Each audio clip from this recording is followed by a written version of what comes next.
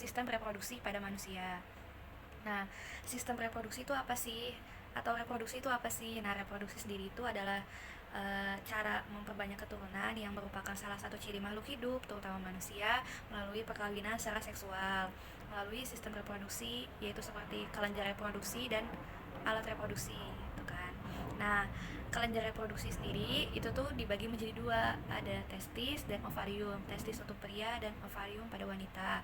Nah, kelenjar reproduksi sendiri itu berfungsi menghasilkan atau memproduksi hormon-hormon yang dibutuhkan untuk menunjang proses reproduksi. Yang pertama, kita akan membahas tentang testis pada pria. Nah, testis ini merupakan bagian dari organ reproduksi dalam pada pria. Nah, testis sendiri ini menghasilkan hormon testosteron yang berfungsi menghasilkan sel sperma. Selain itu juga berfungsi dalam perubahan fisik pada pria, yaitu dengan tumbuhnya rambut-rambut pada wajah dan juga pada kelamin. Nah, organ reproduksi pada pria itu dibagi menjadi dua, organ reproduksi dalam dan luar. Nah, kalau bagian dalam itu kan tadi ada testis, dan selanjutnya itu ke yang kedua ada saluran pengeluaran. Dan saluran pengeluaran ini dibagi lagi menjadi beberapa saluran, yaitu epididymis, vas deferens, saluran ejakulasi, dan uretra. Selanjutnya organ reproduksi luar pada pria itu penis dan skrotum, dan juga ada tambahan yaitu kelenjar aksesoris yang meliputi vesicula seminalis, kelenjar prostat, kelenjar Cowper atau bulburetra. Organ reproduksi pria, yang pertama, testis berfungsi untuk memproduksi sperma dan hormon testosteron. Yang kedua, epididymis berfungsi menyimpan sel sperma dan mengangkut sperma yang belum matang menuju tabung vas deferens. Yang ketiga, vas deferens berfungsi mengangkut sperma yang matang menuju uretra. Yang keempat, vesicula seminalis berfungsi menghasilkan cairan fruktosa sebagai sumber energi ketika beraktivitas. Yang kelima, saluran ejakulasi yang menampung sperma dan air mani lalu mengeluarkannya ke saluran kemih saat ejakulasi. Yang keenam, kelenjar prostat berfungsi memberikan cairan tambahan untuk proses ejakulasi dan pembantu sperma agar tetap sehat. Yang ketujuh, kelenjar Cowper memproduksi cairan yang melicinkan saluran kemih. Yang kedelapan, uretra, saluran yang membawa urin atau sperma ke luar tubuh. Penis berfungsi sebagai jalur keluarnya urin dan sperma. Skrotum atau kantong zakar berfungsi sebagai sistem kontrol suhu pada testis. Yang kedua, ovarium pada wanita, yaitu untuk memproduksi hormon estrogen dan progesteron, yaitu yang berfungsi untuk menunjang kehamilan, mengontrol siklus menstruasi, dan pembesaran payudara. Organ reproduksi luar, 1. Celah luar yang disebut vulva, 2. Bibir besar atau labium mayor dan bibir kecil atau labium minor berada pada sebelah kiri dan kanan. Ketiga, di sebelah depan dari vulva terdapat kelentit atau klitoris. Keempat, ke dalam vulva ini bermuara dua saluran, yaitu saluran urin dan saluran kelamin atau vagina. Organ reproduksi dalam, 1. Ovarium atau indung telur. 2. Saluran reproduksi, saluran telur atau tuba fallopi, rahim atau uterus, dan vagina. Pada gambar tersebut terdapat organ reproduksi wanita. Berikut adalah fungsinya. Yang pertama, vagina adalah saluran yang menghubungkan antara serviks dengan bagian luar tubuh. Yang kedua, tuba fallopi, yaitu untuk mengangkut ovum dan membawanya ke dalam infundibulum menuju rahim. Yang ketiga, ovarium, untuk memproduksi hormon seperti estrogen, progesteron, dan ovum. Yang keempat, rahim atau uterus adalah organ reproduksi wanita yang merupakan tempat bagi janin yang sedang berkembang. Yang kelima, serviks merupakan leher rahim yang berada di bagian bawah dan menjadi jalan menuju vagina dan korpus. Keenam, endometrium sebagai tempat untuk menempelnya sel telur yang sudah dibuahi. Siklus menstruasi berkaitan dengan pembentukan endometrium dan pembentukan sel telur. Lamanya siklus haid yang normal yaitu 28 hari ditambah atau dikurangi 2 hari sampai 3 hari.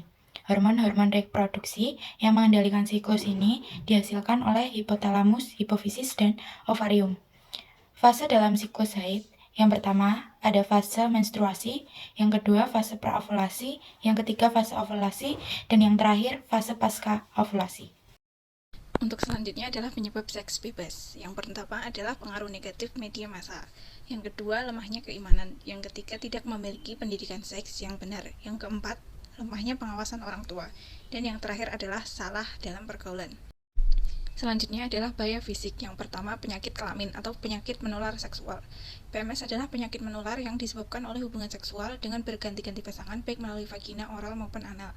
Yang kedua adalah penyakit kelamin yang dapat terjadi. Yang pertama, kencing nanah atau gonor. Yang kedua, raja singa atau sifilis. Yang ketiga adalah herpes genitalis. Selanjutnya adalah limfogranuloma venereum atau LGV. Dan yang selanjutnya candidiasis, yang selanjutnya trichomas vaginalis, dan yang terakhir adalah kutil kelamin dan lain-lainnya. Penyakit kelamin yang pertama, chlamydia. Gejala yang ditimbulkan yaitu yang pertama, keluarnya cairan yang tak biasa dari vagina, penis, dan rektum. Yang kedua, rasa terbakar dan gatal dari alat kelamin. Yang ketiga, nyeri saat kencing. Yang keempat, haid yang banyak atau keluar darah antara waktu haid. Yang kelima, nyeri perut dan pelvis. Yang keenam, nyeri perut bawah pada vagina saat seks. Yang ketujuh, keluar darah selama atau setelah seks. Yang kedelapan atau yang terakhir yaitu testis membengkak dan sakit. Penyakit kelamin yang kedua yaitu gonorrhea. Gejala yang perlu diwaspadai, yang pertama adalah keluarnya cairan berwarna kuning dan hijau. Yang kedua, rasa terbakar saat kencing. Yang ketiga, nyeri di perut. Yang keempat, bengkak di kulit penis. Dan yang kelima adalah bengkak di testis. Penyakit kelamin yang ketiga yaitu herpes genital. Herpes ini tidak bisa disembuhkan. Gejalanya antara lain flu, demam, sakit kepala, nyeri pada dan sakit. Yang kedua, rasa tajam, merinding atau gatal di area kelamin atau anus. Yang ketiga, bintil berisi cairan muncul di beberapa alat kelamin atau anus. Yang keempat, nyeri saat kencing. Dan yang kelima adalah keluarnya cairan yang tak biasa dari vagina atau penis. Penyakit yang keempat adalah sifilis. Sifilis merupakan infeksi yang menular disebabkan oleh bakteri Treponema colidium. Gejala timbulnya penyakit ini adanya luka pada alat kelamin dan juga ruam pada tubuh. Penyakit ini dapat menularkan melalui yang pertama, bakteri yang masuk ke dalam tubuh akibat luka di kulit atau selaput lendir, termasuk vagina, penis, anus, rektum, bibir, dan mulut. Kedua, menyebar dengan cepat akibat gonta-ganti pasangan atau biasa disebut dengan jaringan seksual, terutama pada laki-laki sebagai kelompok jembatan yang dapat menularkan ke pasangannya. Apabila ada yang mengalami penyakit kelamin ini dapat diobati atau disembuhkan dengan antibiotik, tetapi lamanya penyembuhan juga tergantung dari tingkat keparahannya.